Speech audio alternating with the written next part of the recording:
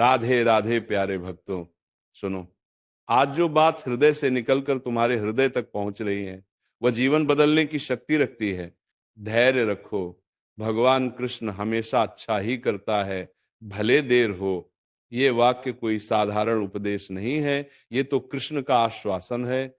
प्यारे भक्तों, कभी कभी ऐसा लगता है कि समय रुक गया है, मन उलझ गया है और रास्ते अंधेरे में खो गए हैं।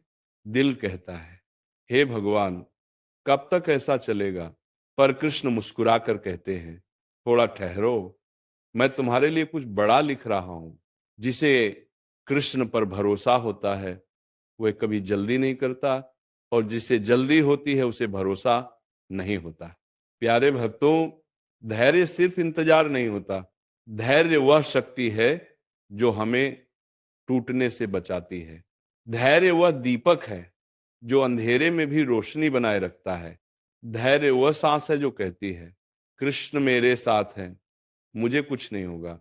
कभी गौर करना, जब बादल घिरते हैं, आंधी चलती है, बिजली चमकती है, तो सूरज कहाँ जाता है? कहीं नहीं, वह बस थोड़ी देर छिप जाता है, पर रहता वही है। वैसे ही प्यारे भक्तों, कृष्ण भी कभी जाते नहीं हैं, बस परिस्थितियों का पर्दा थोड़ी देर के लिए हमें ढक लेता है, लेकिन कृपा हमेशा आसपास घूमती रहती है। एक और बात सुनो, जब मिट्टी को घड़ा बनने से पहले चाक पर चढ़ाया जाता है तो कुम्हार उसे जोर जोर से थपथपाता है, कभी दबाता है, कभी खींचता है। मिट्टी को लगता है ये मेरे साथ ऐसा क्यों कर रहा है, पर जब वही मिट्टी पानी रोकने वाला मजबूत घड़ा बन जाती है तो उसे एहसास होता है, कुम्हार ने मेरा बुरा नहीं किया था, वो मुझे तैयार कर रहा था। प्यारे भक्तों, कृष्ण भी कुम्हार की तरह हमें गढ़ते हैं।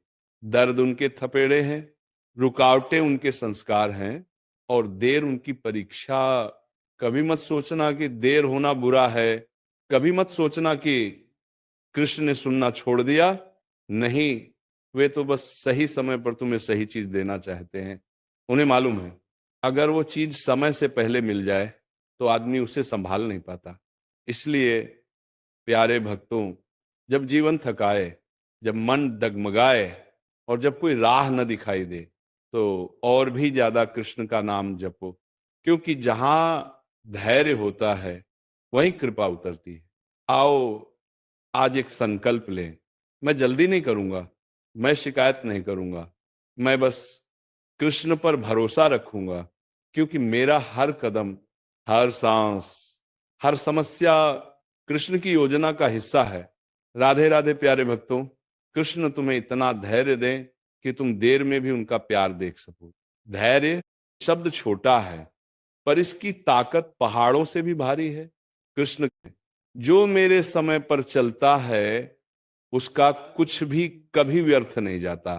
प्यारे भक्तों, कभी कभी मन इतना बेचैन हो जाता है कि लगता है अभी बस सब खत्म हो जाएगा। आंखें भीग जाती हैं, आवाज कांपने लगती है, दिल में तूफान उठ खड़ा होता है, और तब हम रुककर आकाश की ओर देखते हैं। हे ठाकुर, अब क्या करूं? पर उसी क्षण भीतर एक धीमी सी आवाज आती है, शांत रहो, मैं हूं ना। यही धैर्य है और यही कृष्ण का सहारा है। देखो प्यारे भक्तों, बीज को अंकुर बनने में समय लगता है, भूमि उसे छुपा लेती है, अंधेरे में रखती है, पर अंदर ही अंदर वो बढ़ रहा होता है। अगर किसान अधीर होकर रोज बीज खोद दे तो क्या वो पेड़ बन पाएगा? कभी नहीं। वैसे ही जब कृष्ण तुम्हारे लिए कुछ रचते हैं तो परिस्थिति बाहर से शांत भी दिख सकती है और कठोर भी, लेकिन भीतर तुम्हारी किस्मत तैयार हो रही होती है। एक बार एक स्त्री भगवान के सामने बैठकर रो रही थी। कहती, मेरा जीवन क्यों रुक गया है, कुछ भी आगे क्यों नहीं बढ़ रहा? तभी एक संत ने धीरे से कहा, रुको नहीं, बस रुके होने को स्वीकार करो। कभी ईश्वर धीमा इसलिए करता है क्योंकि वह तुम्हें गिरने से बचा रहा होता है। प्यारे भक्तों, हमें लगता है कि देर दुख देती है, पर असल में देर हमें मजबूत बनाती है। धैर्य वह सीढ़ी है जिस पर चढ़कर ही कृपा आती है। सुनो, जब नदी शांत बहती है तभी उसका पानी साफ होता है। जब मन शांत होता है तभी कृष्ण का संकेत सुनाई देता है। इसलिए जब रास्ते बंद लगें तब घबराना मत, क्योंकि कभी कभी आगे बढ़ाने से पहले भगवान पीछे के दरवाजे बंद करते हैं। प्यारे भक्तों, कृष्ण तुम्हारी हर प्रार्थना सुनते हैं, लेकिन वह तुम्हें वही देते हैं जो तुम्हारे लिए सबसे शुभ होता है। और हाँ, कभी कभी शुभ चीज को आने में थोड़ा समय लगता है। आज से बस इतना करो, जब मन